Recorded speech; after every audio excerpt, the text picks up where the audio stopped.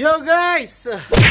Papunta kami ngayon sa Raglan. And that's near 45 minutes away from here sa aming bahay. So kasama natin ang buong crew. And ang ating sasakyan ay si Tyron, and then Mini Coops, and sino pa?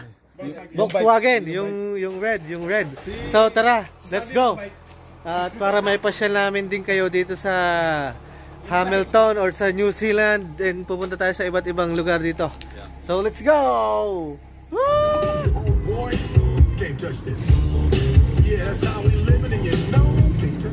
Lumabas ng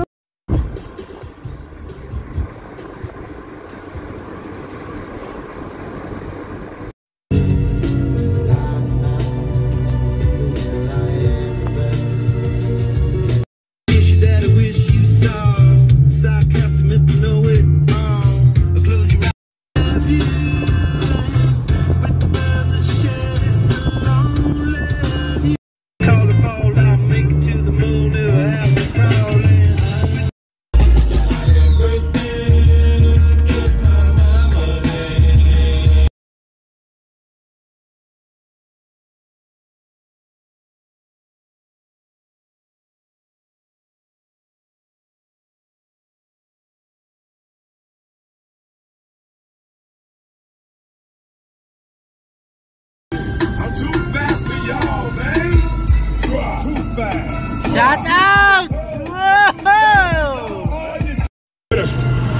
You just got hustled for a while, cash, man. What you gonna do? Act the fool. Now your friends just last week in the street still smoking. See, I'm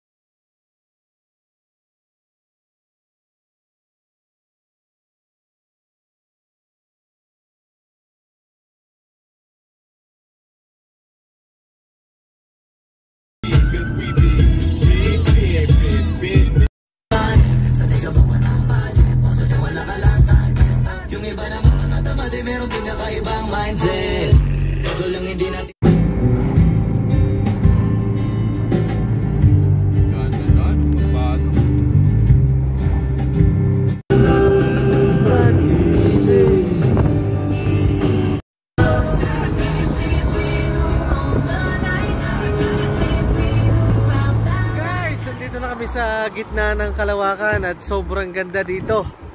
Alright, yan, tumigil kami kasi magpipictura kami ni Par. Na-amaze kami sa ganda ng lugar. So yan guys, ang tanawin dito sa New Zealand. Pupunta kami ng Raglan, meron doong beach. Titingnan namin. So zoom out natin. Yan, meron silang yung windmill, source of electricity din. Sobrang ganda guys, sobrang ako na-amaze sa lugar. Saka yan aming Mini Coops. Shout out dyan, Kapitenyo.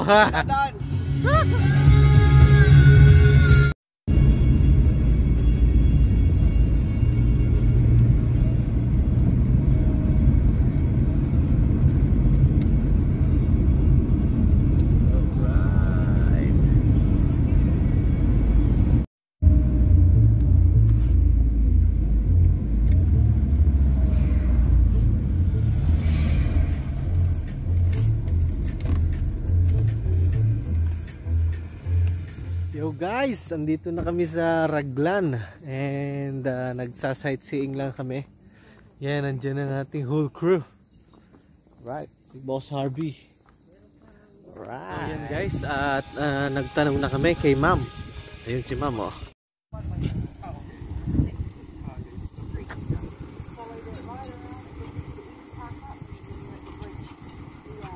Yeah.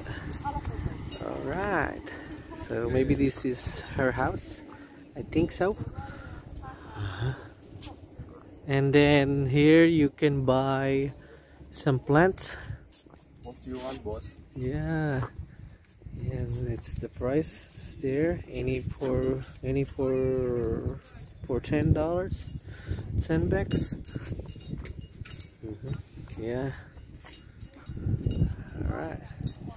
So yun, nagtatanong pa rin sila. And so alright guys, nandito na kami sa Raglan Park. And dito kami tinuro nung babae na ano namin, pinagtanungan kanina. So yan, papakita ko sa inyo yung surrounding. Yan, yan, ang ganda ng kanilang field. Alright. Yeah. Ganda, ganda ng lugar. Wow, nandyan yung mga ibon katabi lang eh. Oh. Sobrang ano, refreshing yung lugar na to. Sobrang nakakatuwa. Yeah. Yan guys. Wow, may tulay pala doon. So mamaya siguro punta tayo doon sa bridge. Mga natalon sila doon, yung mga nagsuswimming. Actually, malamig yung lugar, pero nagsuswimming pa rin sila. Yeah. Yan ang mga crew. Hey guys, welcome to my what's up guys? Welcome to my guys. What's up? Follow my channel guys. Ganda ng lugar.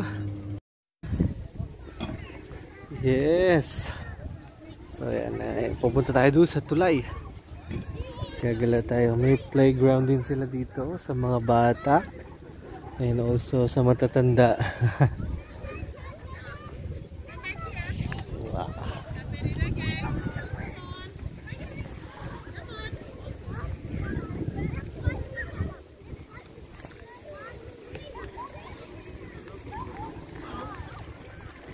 Ganda.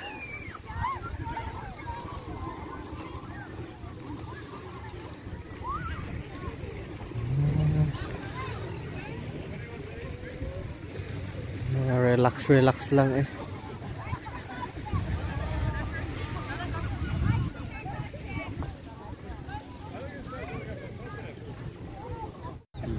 Daming ibon.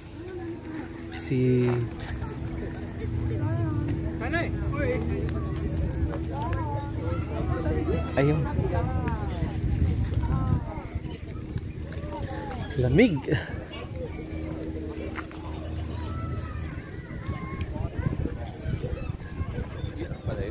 Ha?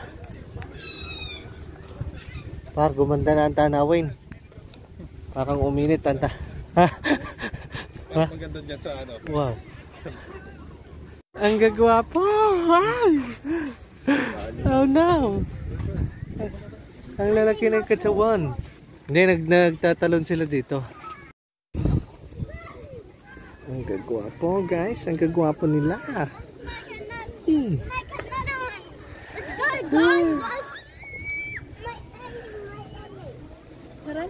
Gagwapo.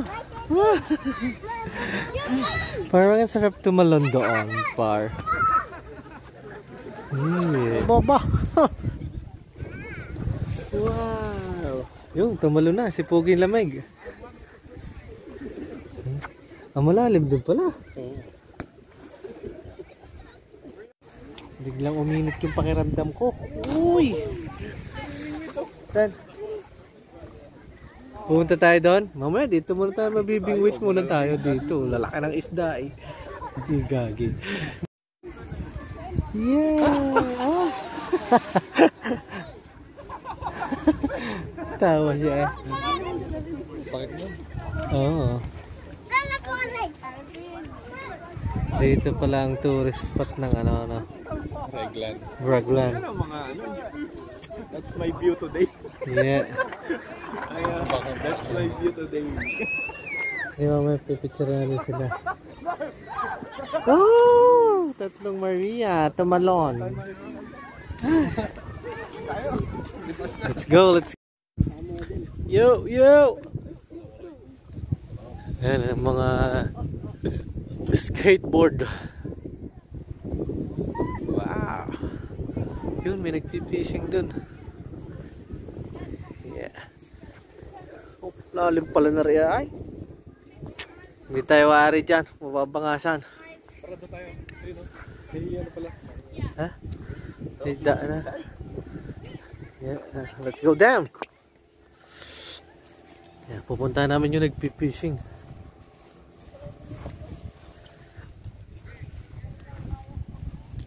Ganda. Doon, magaganda ang tanawin doon. Kaso hindi kami pwede doon. Hihina ang mga tuhod. Gawa ang taas ng hagdan, mataas. Yung tulay. Yeah. Oh, yun, may nagpalipad ng eroplano.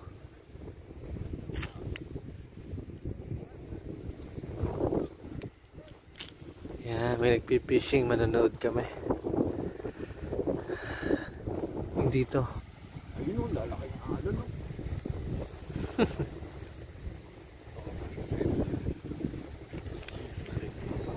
Oh, nice. Next week.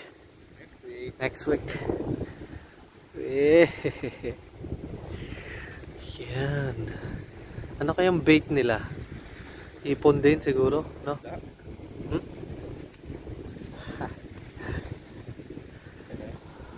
Pusit? Yeah. Wow. Nice.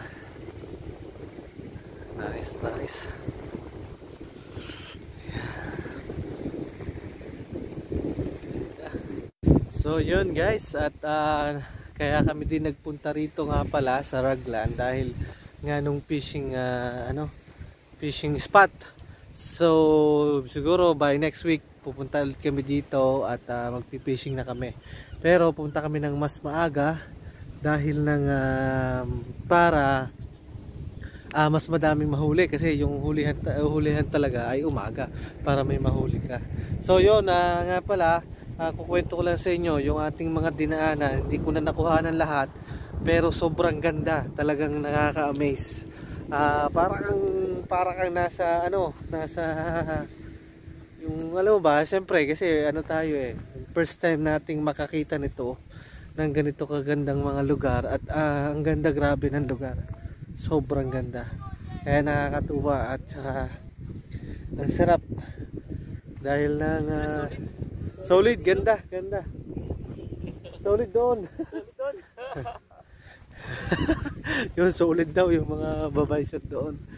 So yun, ang ganda rito, grabe. Kaya at masaya kami kasi dahil nabigyan kami ng opportunity na makapunta dito sa New Zealand, and it's worth it, very it's worth it.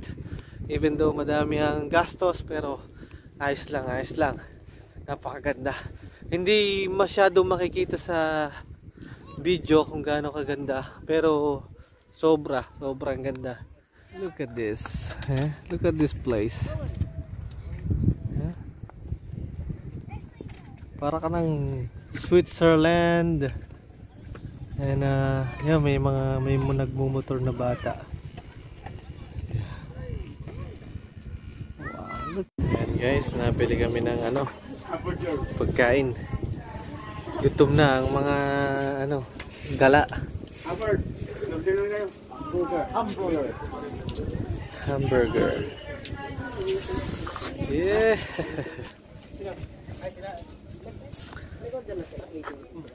Oo, nag-order na kami. Kaso English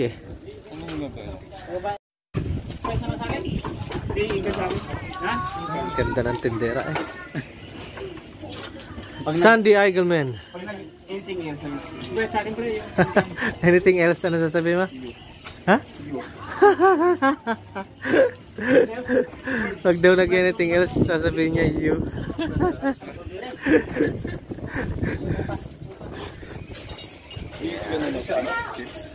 Jomar, anong nakita mo doon sa tindahan? Apo, nakita ko po dun po. Dalawang months ngayon. Hindi ba rin ka bulusan? Si Sandy talagang pinauluan no? Dalawang month bulusan. Saka isang lit. Saka doon na parali order niya Yung, teka, baka ano na tayo. Pumabor pa talaga kasi tagal ng kanti. Tagal ng Pumabor ba? Strategy. Ako wala akong nakita doon sa tindahan. Wala. So, Jayford kaya nagsalamin to Puta! Pagtrabaho lang yan ha! Sige na natin $10. Binigyan ng tip, ang presyo nung tinda, $10 lang. Ang binigay na tip, 40. Sabi, kuhanin mo, 50 dyan, kuhanin mo. 23 sabi. Ayaw pa. Agit na yan. Taris na yan, gutom na. Yo guys, nakain na kami. Yan, oh. Mga turista to eh, turista ba? Ha? Out! 30 lang pala takbo rito.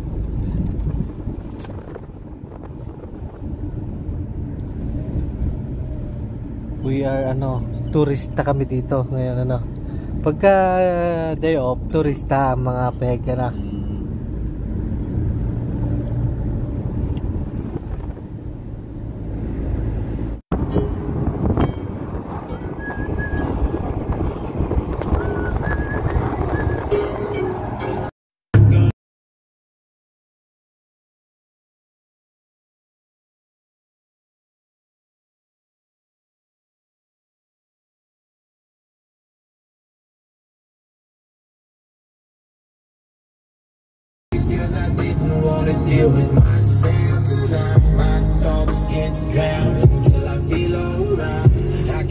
Yo guys, nandito kami ngayon sa new spot na pupuntahan namin. Beach din siya. Yan beach din. And dito daw yung magandang kawilan. So aming isa-survey para makita namin kung maganda nga. Kung maraming maraming beach. Pero mayroon na kami nakikitang beach. So tawid bundok to. Very nice dito. Ganda rito.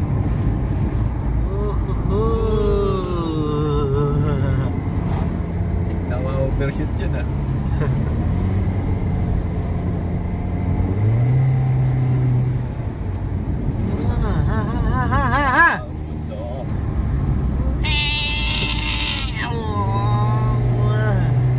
Sarap ng Mini Coops. Ang lupit ng driver ko. Ay, Parkabag! Oh. Saan ka pa? Yeah! At yun na nga guys, ginabi na po tayo ng pagdating namin doon sa